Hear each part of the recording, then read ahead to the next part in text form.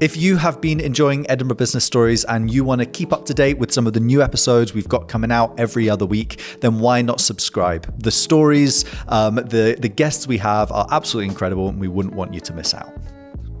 Abby, so great to have you on with us.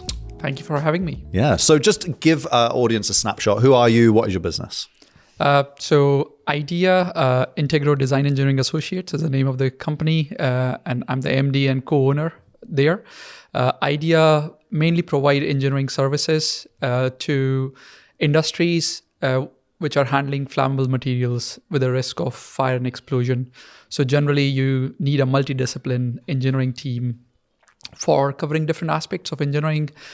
So we are similar to what you would say architect of the house, but for the plants, process plants, where your shampoo might be getting made or the favorite beverage, whiskey in Scotland getting made. So a lot of distillery clients we have, mainly in the drinks sector. We have multiple sites where they are either producing, storing, transporting, and that comes with meeting some sort of regulatory requirements, which needs to be inbuilt in the design. And there is also another kind of revenue stream which you would call is when there are ongoing issues where they call a friend and you're like, okay, we are having this issue. Either something has broken down or there has been HSE visit, health and safety executives, and they weren't happy with certain aspects. So go to the rescue, do some sort of consultation, risk assessment, and basically keep them as compliant as possible. Amazing. And so you've got about a team of 25-ish now. Yeah. You've been growing like crazy the last few years. So 5 in the last 1 month. Yeah, just chaos. So how did you end up in the flammables industry? Take us back to your early uni days, or back further if you want. How did you end up here? So I think it goes back to when I came from India. I was 18, and the main reason I came to UK was because in India, my dad had just retired and I had just finished schooling. So if I had gone for 5 years of degree in India, I knew that I wouldn't be earning for 5 years. And that was too long a time. And my dad was a sole earner in the family. So there was a bit of pressure on me to say, how can I obviously contribute to the family? So I came on a course which was marine engineering in Merchant Navy. So you do 1 year in India, 1 year in UK, and then you're allowed to go on ship as a trainee engineer. But when I finished my 1 year here, my lecturers were really impressed with the grades I had scored, and they motivated me to go on to pursue higher education. So that's when I went to Strathclyde University to do my aeromechanical engineering degree. Learned a lot about problem solving, engineering, worked in some great companies since graduating. I think that laid a very good foundation for me to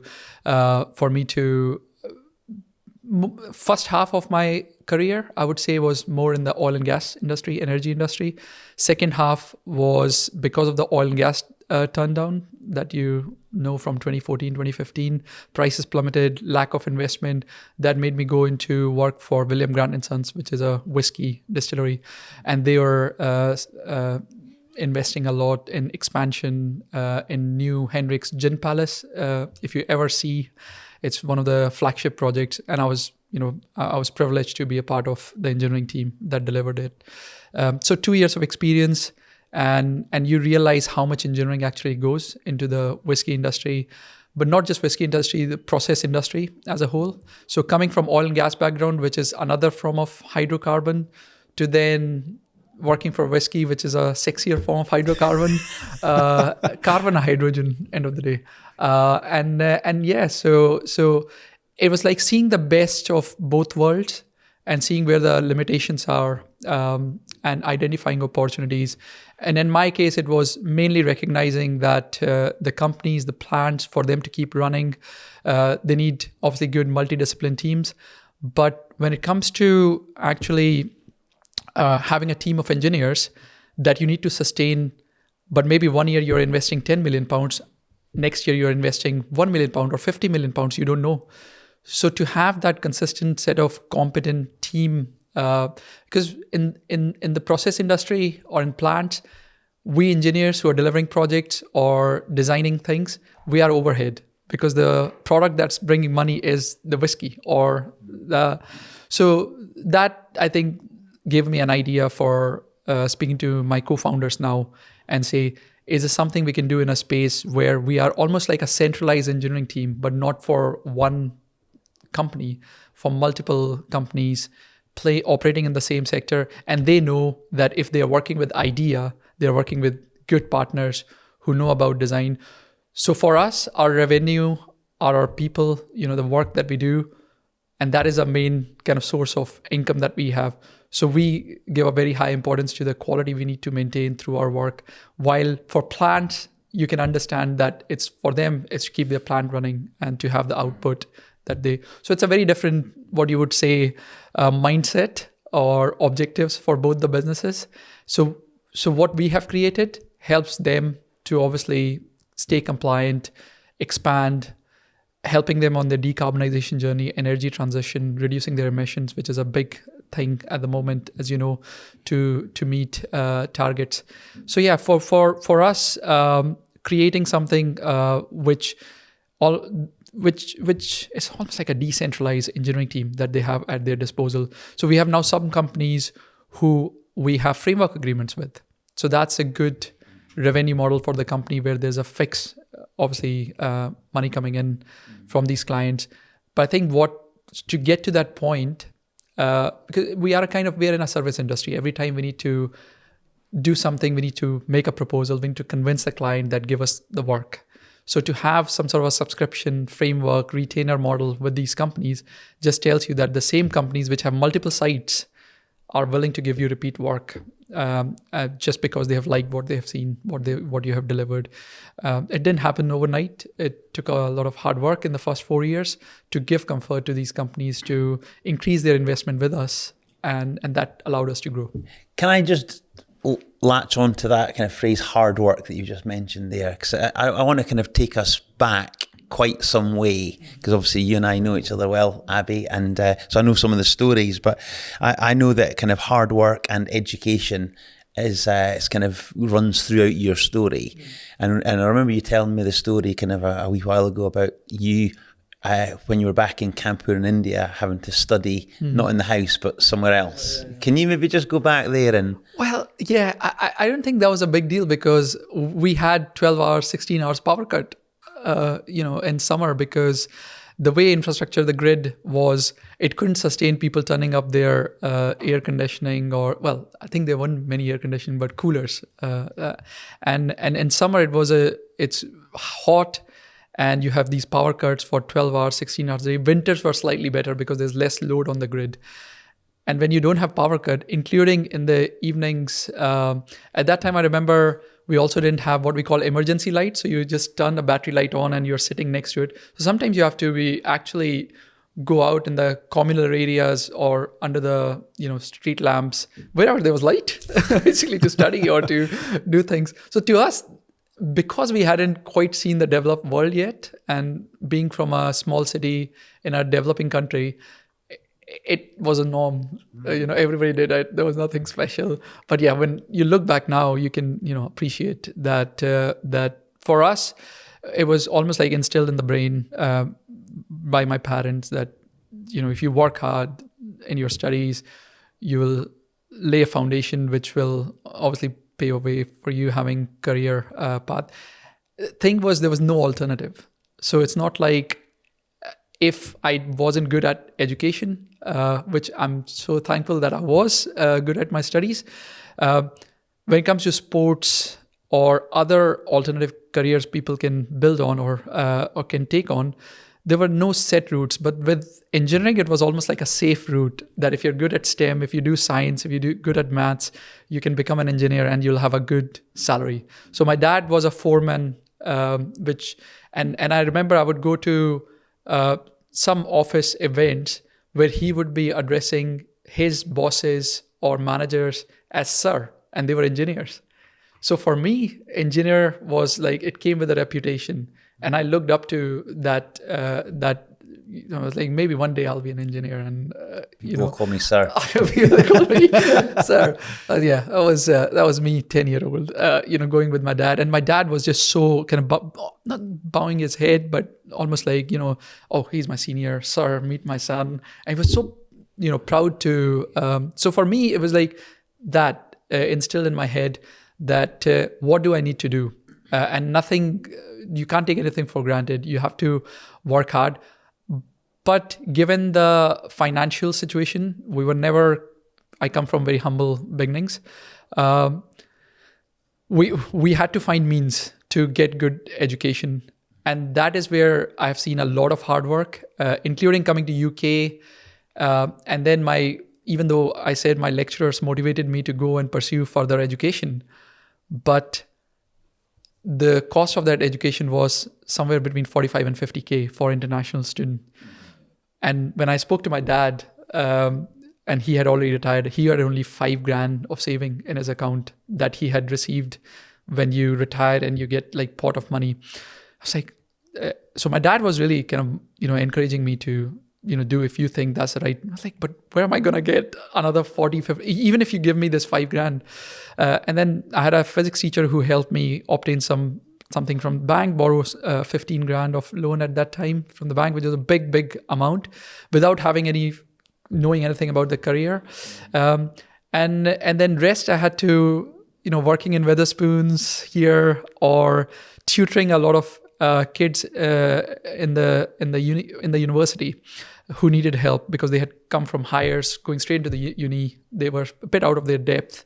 And now they have flourishing careers. They started enjoying because they connected a lot better when I covered the same topics with ease. And they started enjoying. They went on to have good careers. Some of them came to my wedding in India, a few years later. So, but that to me was, if I hadn't done all that to have extra money that allowed me to complete my education, then I would have wasted my dad's kind of lifelong earning, and I would have probably had to go back to India, because if you don't have a job, if you don't have a career, then you start again. So it was like, you can't look back. You have to keep going, and you can't put a foot wrong. So a lot of pressure. And I think that prepares you for when you have a business. So if I have to draw parallel to having your back against the wall, to living, every time I paid an installment for university, which was $3,000, $4,000 at a time, I would see a £10 balance in my bank account. And I was like, okay, I may not get paid from Wetherspoon till next Friday. Like, how many can of beans I can buy and that was 4 years, 2006 to 2010. It was a lot of hardship, but I'm glad, you put your head down and you say there's no substitute for hard work. And even till this day, working on a business, when things get hard, you're like, that's where you take inspiration from. And I think, there were seeds of your entrepreneurial mind as well at university. So you've kind of skirted over, but I wouldn't mind you going back to this idea of you tutoring some of your fellow students. Yes. So just explain that and how that business built. I'm not sure if I can call it a business. Well, it started with some students in my own year struggling with some of the modules that were being taught, and I started helping them, and obviously they became good friends, and they knew about my situation, my hardship, and they said, if you do this regularly with us, we'll pay you. I was like, wow, somebody's willing to pay me. And at this time I was in the second year of my uni. And I remember preparing this, speaking to another student who had come from India and was saying, like, how about two of us combine, offer tutoring to first year students, to second year students. And I prepared this pamphlet at that time that I said, I'll get my admin to send to everyone, first year students, all the 100 of first year students, 100 second year students, and I'll see if anybody is interested. And a night before, my friend, Shashank, I'm calling you out on this. He gets cold feet. Like, I can't do this. The night before. Yeah, the night before. And I was like, oh God. It's funny when you look at, but at that time, it was like my whole world came crashing down. My partner in crime, my co-founder ditched me at the last minute. But I still went ahead. The pamphlet was circulated, and few students got in touch from first year. And suddenly, before you know, you're charging them 20, 25 pounds an hour, and you're tutoring 10 of them in 1 hour. That's like the most I made hourly and the most I saved. So it was great because at that time, the amount that I received through tutoring, I don't think Wetherspoon would have cut it. No, Getting paid. I still remember £5.10 was in 2006. I'm pretty sure if you check the records, I still remember that was the minimum earning, and that was my paycheck from Wetherspoons for working 15, 20 hours. But one of the things you said as well was the idea that not only were you then teaching others to understand the subject, but whilst you were doing that, you were also studying, but you were learning better. Yes, yeah. Because I'm literally tutoring my students from my own class, and whatever I'm tutoring them for exams, I'm getting my revision done. So I'm getting good grades. I'm getting like 90%, 95% marks. So by the time I complete my graduation, I get recognized for doing very well in my university. I had 80-85% aggregate grades, first class with honors, and yes, but and indirectly it just helped me. The more you discuss something with someone, I think you can draw parallel to that. That at that time when we are all in uni, we are being taught something new. We know that we'll repeat it a lot of times in our head, preparing for exam. But here I had the opportunity to discuss that again and again and again with a group of students. And then I got even better, like I got even advanced or more deeper understanding of the topics, which people just learn to pass their exams. For me, it was like, how does this happen? How does that happen? Well, they do say that the best way to learn is to teach. Yeah. So, that's exactly what you're describing there as I hear it.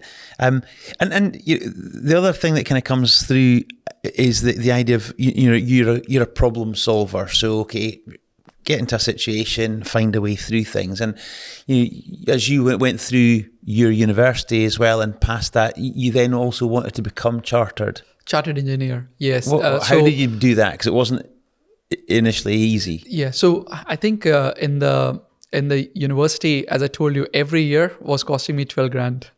And I was like, there's no way I can do master's or MEng that you call it, or 5 years in uni.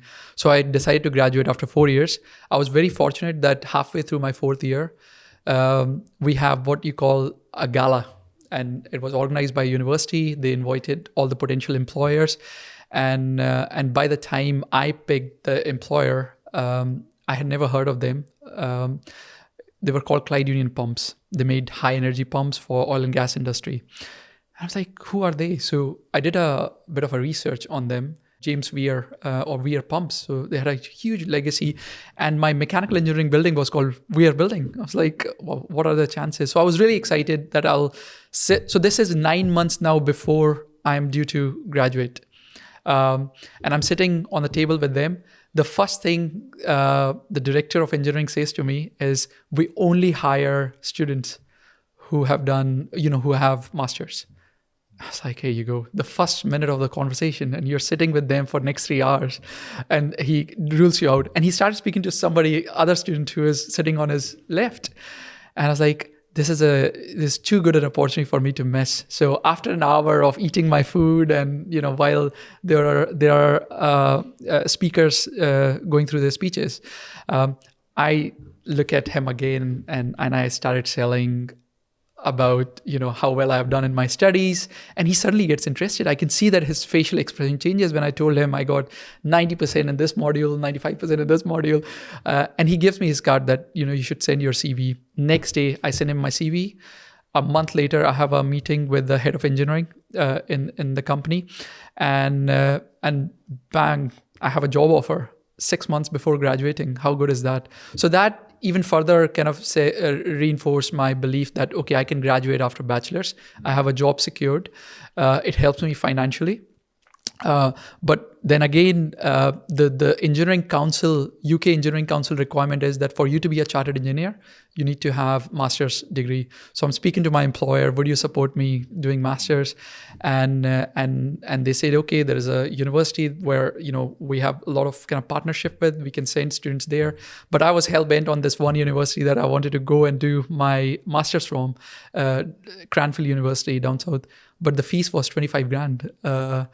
And while with this partner university, they were only paying $5,000 or fees. I was like, okay. My manager goes, buddy, it's not going to happen. But there was a problem at that time in the company. A lot of failures were happening due to specific issue that I made my life mission to solve. And as a graduate engineer, to do the research in the evenings after work, and the lead engineer on that project was on holidays. So I got a lot more closely involved to say, can you investigate what's going wrong? And through my initial research, I found out what the issue could have been. And that led to finding through some hidden trial that we managed to navigate through this problem. But that problem became my life mission, that how can I solve this so that company doesn't have to, every time there's a issue like this, doesn't have to spend thousands and thousands of pounds. And these were multi-million pounds contract, the pumps packages as big as the size of this room going to Algeria and Singapore on oil and gas fields. So every month they're getting delayed, every week they're getting delayed, companies paying penalty. So I was like, okay, this is a good problem. How can I solve this? So did a lot of research and showed some good promising initial results. And I said to my manager that if you make me, if you sponsor me, then I can take this as a research for my master's and go on to, do more about it so that I can do something for the company. But then at that same time, I was thinking, what is my plan B there? So IMechE, or Institution of Mechanical Engineers, had this postgraduate scholarship where one student or one potential student every year got selected for this grant. And I remember going for the interview when I had to present why I deserved to be that person who gets that scholarship. I can see on my right, Imperial College students sitting, Oxford, and some of the brightest minds I had met. And what did I present to them about the problem that I had a partial solution to, and I think I can do more if I get funding for my master's. And that year I won that, postgraduate scholarship, and the work that I had did on the equipment that was failing, my employer were quite impressed, and they funded rest of the master's. So, there you go. Once again. Somehow it wasn't looking that was going to happen, and I could only rely on. It's a lot like business, You at times it was that one project that if you can win it, that paves the way for, or one contract, or somebody investing in you can allow you to take off, and that was a game changer for me. With my employer saying that I'm ready to fund this master's. And winning that postgraduate scholarship then allowed me to do that 3 years of master's from Cranfield University. Studying was never an issue for me. I again did great. I got another medal by the time I finished my master's, but by the time I finished, I had fixed that issue. And again, I can't go too deep into it because of the nature of the problem. Till this day, I speak to my colleagues, ex-colleagues, and companies still using that program. But before that, they were using something which had existed for 20 years and was leading to those, having those problems. So, do you know, as I hear the story, I can't help but think of the old Zig Ziglar quote, which says, "You can have anything you want in life as long as you help others get what they want first." And it's that idea of saying, okay, what's the problem that someone else has got? How can I solve it? And from there, you then get the scholarship. You then get and it was the same with when the tutoring happened. I know I was helping people. It's another. I was helping students. They did great. They got good grades. But at the same time, they helped me by paying me, which allowed me to pay my fee. And it's the same thing with the company. I solved something for them. I showed them something that could be improved. And recognizing that problem I think sometimes that's what you have to do. You can either look at a problem and sit back and do nothing, or you can say, what can I do? How can I influence? How can I make a positive impact? So how then did you end up from being a very skilled technician, solving these problems, to jumping to the point where you're like, hang on a sec, maybe I could be the owner of this business that solves these problems? Talk us through that transition for you. Again, I think we have heard this a lot. And I think the whole search engine optimization when it comes to Google, or how how companies are marketing themselves, it comes to the book that you suggested, Alan. They ask you answer. And when you address a problem, when you solve it, people will buy. Who wouldn't? You're solving their problems. All the apps we use nowadays, all the latest tech we use, ChatGPT, they're making us become more efficient. They are getting us more done in less time. And there are people still resisting to that change. And that was the biggest blocker, because even starting this company, a lot of people, when you go to them, they say, you have set up a shop, and they would, say, oh, good luck. The last time a multidisciplinary team, a company started, you don't find such niche business starting every year, or it takes a group of guys committed, really buying into the vision that we want to change the status quo. We want to solve the problems. And, we managed to create something which helped clients, but in return, it created a good company, which is now employing 25 people, and hopefully people working with us who are our valuable team members, employees, can craft their careers by being here. And creating that talent pool, which again, I think any of these companies individually will have challenge sustaining. And we have solved that problem. We have given them a decentralized project team that can deliver these things for them. So tell me, Abhi, so having been disappointed and dumped by your first ever co-founder back in university, were you hesitant about getting on board with your other two co-directors when you started IDEA? No, it wasn't the same, because I didn't even see that first venture as a business venture, by the way. It was really whatever means I can get few extra coins in my pocket. But going to Owen and Gary at that time, as I said, when they say you can't do it all, it's a great thing to. I've seen a lot of employees becoming contractors, consultants, and providing consultancy solutions to the companies, and then gradually grow by hiring few people. But it mostly depends on them. For us to do what we have achieved in the last 4 years, and now going into our 5th year, it needed a multi-discipline team. So obviously, with Gary being a good experienced engineer in his field, I covered that mechanical discipline, and Owen did that with process and process safety. By having 3 good engineers who, and I often say this is a company started by engineers, led by engineers. So for me, I don't think I could have done this without them. It's as simple as that. Or maybe it would have taken a lot longer than how quickly we have managed to get where we are.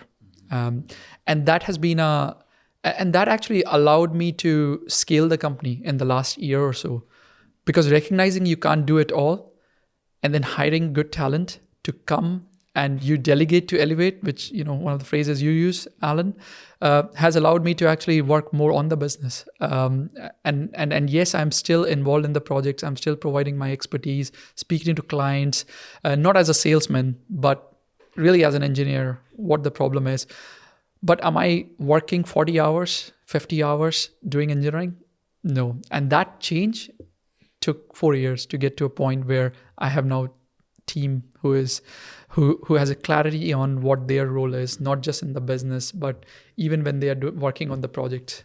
But what do you put? Obviously you've been successful in fairly rapidly growing a team, but it's not easy to get the right people. So how have you managed to attract the kind of talent that you've now got?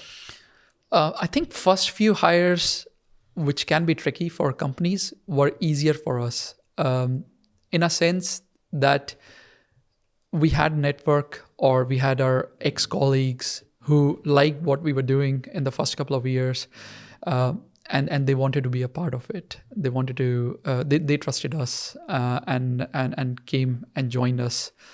But we were always up against bigger companies who have unlimited resources to attract top talents. While what we had was a vision, and the problem we were trying to address in the industry that really resonated with engineers, because we could speak them engineer to engineer that this is what we have done so far, and this is what your role would be.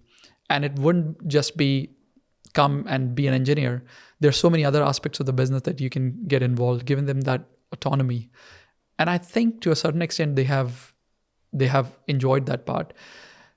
But then also in a very short period of time, talking a lot about ourselves through thought leadership, creating content on LinkedIn, it created image, or that brand image, that this is a group of experts who are talking about everyday problems that industry is facing, and that increase our followers. So we have 3,000 followers on our LinkedIn page, which I know when you talk about million followers on Instagram or YouTube, but in the engineering community that we serve, it was, it took us 3 years to get to a point where people saw what we were talking about, and they actually, when they met us, they said, oh, we really like, even though they didn't leave any impression or any comment, but they were aware what we were writing about, what we were saying. And that's how every time we publicized that we are looking for a new engineer, it was actually maybe one of the followers or somebody who had, through someone had started following the company, or through content started following the company, and say, this seems like a good company. So the amount of money we have saved on recruitment while attracting, paying rather than paying recruiters, it didn't just help us win clients, it helped us win people and attract top talent. Well, I guess what you're doing there is, you're creating a good brand for yourselves, and both people who need your services and also people who want to work for you, they're attracted by what you're putting out there. So it makes total sense. Absolutely. And I think the more we have realized this in the last 2 years, especially, the more we have we are bought into it. This whole digital marketing and marketing style, which doesn't just say we sell this. It's talking about the problems, talking about what you bring on the table. And even when I'm doing the presentation now to the clients, I often tell them that I was in your shoes when I was working, in the plant. This is the challenges I came across. And I'm not boasting, but there are times when I've been told how well the presentation went. That was meant to be a sales presentation. How often do you hear at the end of the sales presentation, flicking through the slides, that was really good? And it takes me by surprise sometimes that just because this is not a rehearsed presentation and I'm trying to sell them services, we are genuinely invested in what we have created and how we want to solve the problems. And I often say that profitability is often a byproduct of providing good services and having partnership with people, not just, and that includes your clients, your suppliers, your employees, and I hope that formula continues to work for us. How important is it that those at the top of the business have a technical understanding? Because I think often you can have MDs of businesses, they're very good at managing or integrating and running businesses. But in an industry like yours, it's really, I would think as a plant approaching you want to know that the folks at the top of the business who are running it truly understand the problems, right? They're not just salespeople. They really understand. You have the technical knowledge to be able to solve, like you individually, along with your team. So how much do you think that sets you apart versus other consultancy companies who might have sales teams who come in and try and pitch, but then they don't know Do you know what I mean? I think that's an important part of what you offer. I think it's not just in the technical field. You hear this a lot in the tech world as well, where software engineers, developers are doing a lot of work, but people sitting in the boardrooms are accountants and lawyers. Yes. And that happens a lot. I would say that I can understand why business needs both, and maybe we will get to a point where I might not be the right person leading the company, and I get that, but I might be someone who can manage a function in the business. And I get somebody like Alan to be the CEO or you'd have to be really desperate for that happened of the company. But I think in the starting years, when you're laying the foundation for a company, you are the face of the company. And at the moment, I'm the salesman, I'm the marketing, I'm the BD person, along with all the other functions that you have to take care of. But also in the company, so clients need to have that trust in you, that you know what you're talking about. That's what has helped us acquiring new clients and continue to acquire clients, because they get to speak into a right person. And even if, like I said, we cover multiple disciplines, and I might not know about something that they have approached us about. So my job is to know who the right person is and put that right person in front of the client. But also in the company, if you need the respect of your peers, of your colleagues, you need to be standing there shoulder by shoulder in that starting years, because you have delivered the projects, some of them still learning the ropes, some of them still kind of, in the start of their career. And I think you get more respect from your peers as well, because you have been through those challenges and you can take them there, or you can help them navigate. So that's the only part I would say, that the size we are, and I see a lot of our other competitors or similar companies to us, their MDs are engineers, which is good to see, because we are often seen as very blue personalities, analytical people. But when it comes to then applying the same fundamentals to company finances or taking strategic decisions, which requires a lot of number crunching, who better than a technical person to be doing that? So. And you obviously, what was interesting is the dynamic then between you and your fellow founders and co-directors, because you obviously are the MD. Now that was by mutual decision, but how and fair play to them, because ego could easily get in the way and everyone fights for that MD position. How did you manage to kind of arrive that you were that guy and that everyone else was comfortable with the roles that they then fell into?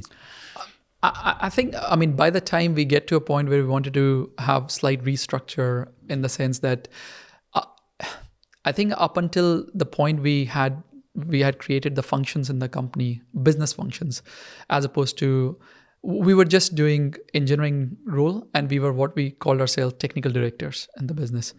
And then everybody was doing everything on the business, in the business. But I think as the time went, people realized what they enjoyed, what aspects of managing business they enjoyed, what they didn't. So to the point where we were at, I think if we had done this right at the start, it would have been much difficult to say who is the person.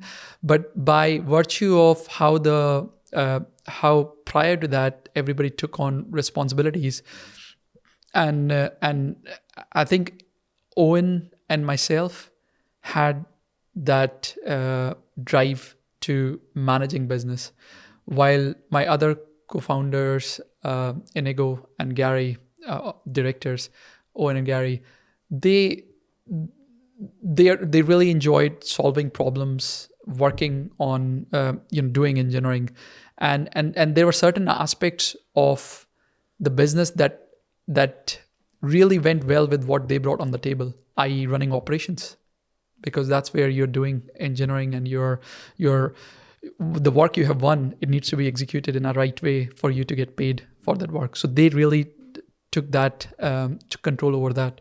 So two of us outward looking, two of us more inward looking,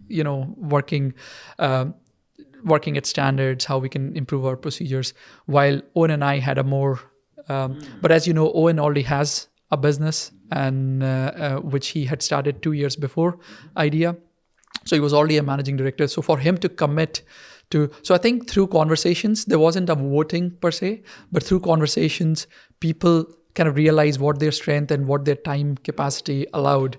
And that kind of, it was a different story when I said, okay, I can be the MD. What am I doing now? It's like almost like saying, what does being an MD mean? And that's where I got in touch with you, Alan, to actually learn a bit and say, you don't know everything. While I knew engineering, all the business jargons were new to me. Why did people create functions? Why did people, it's good to have strategy, it's good to have vision and have culture and values. All those things were new to me. And I had to, go to a business coach or read books or pay a lot more attention to that, rather than saying, oh, as long as everything is, as long as we are doing projects, everything's fine. And now it's so good when, our vision statement, for instance, four directors had 4 different vision they wanted for the business. Some wanted, I'm really passionate about the industry we serve. We need to be agile, because if our cost basis goes up and we are not able to be competitive, we won't get the work. So what is the right size solution? Cracking that is very important, and pricing is very important for the type of clients we are working with. And I think so for us, being agile was easier when we were 4, but then when you're 25, how do you stay agile? So we made our vision that we want to be agile, A, B, being best in class, and that really just say that's the sector we were playing in, and C, care, commitment to care for people and planet. And that ABC became something that now runs through the company. People come to me and actually quote that to me, and saying that, given our vision in mind, I think this is how we should be doing this. And I was like, it's so satisfying. I don't tell them, but in my head, I'm like jumping in excitement, just because that was the whole purpose. Everybody speaking the same language, everybody aligned. Because when you ask 4 directors after 3 years of business, what is the vision? All 3 had different answers to it. It took 6 months to actually came to this. It was a bit of an amalgamation of what everybody wanted or really cared about. But to then perpetuate that through the organization, through the company, and everybody really buying into it.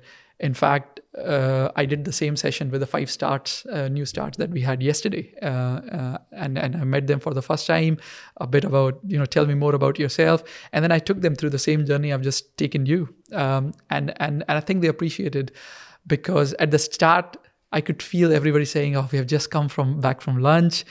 And here's the MD of the company want to, do a presentation and slides on what the company is all about, and just turn into us sitting, no slides, no presentation, telling them a story. And I think they connected, and you could tell their body language change. It wasn't that post-lunch slump anymore. It was like, oh, tell me more. And Alistair, who is one of the kind of lead engineers in the company, and we were both doing this. I looked at him. I was like, how was it? Like, done? Anything else you want to add? I was like, and he went, well, no slides or presentation. And I was like, well, it's all in here. Like, I don't need slides. And I think as long as they can see that passion in me, and I can continue to do justice to what we have created, what vision we want to work towards, what values we want to live by, that's all you can ask for. It doesn't happen overnight. And even with these 5 new starts, I said to them, I could have shown you a slide and you could, and I could have just literally read the words from the slides, but it wouldn't be the same. So hopefully this is the first touch or the first time you're hearing the story. And you, as you work and as you get more involved, we'll keep reminding each other, what we have signed up for beyond our day-to-day work. That's it. We ask all our guests, what is your guiding principle in business? I think guiding principle, if I go far back, when my dad passed away last December, and just in his memory, I'm going to bring him up in the conversation. One of the things he kept saying, he saw a lot of hard work in his life. Did a lot of hardship in his life, and he was a really hardworking person. And I was really lazy in my childhood, by the way. I was like super lazy. I didn't even move like after drinking a glass of water to put it in the sink because I was spoiled by 3 sisters who would take the glass to the sink for me. So yeah, I was so lazy, and my dad worked so hard. But as I came to the realization in my teenage years that, I really need to take accountability here, responsibility here. And he kept saying this one phrase, which still kind of echoes in my head every time I'm feeling, why am I working on late night or Saturday or Sunday? And that is, there's no substitute for hard work. And I don't know, it's so easy, but so relatable. And people can equally find it cliche if they haven't seen what hardship is. It's easier to say, maybe somebody's just saying it as a motivational quoting, but going through the hardship and then keeping that in mind, that there is no substitute for hard work, because skills were there. Like literally scoring good marks was the easiest part, which sometimes is a challenge for students. So for me, learning difficult topics, doing well and getting good grades was the easiest thing of everything else that I had to navigate through to, complete my education. So I still remind myself that there is no substitute for hard work. Abhi, thank you so much for coming on and sharing your story, and we wish you and all your other directors the best in the future. No, thank you very much. Thanks, Abhi. Thank you.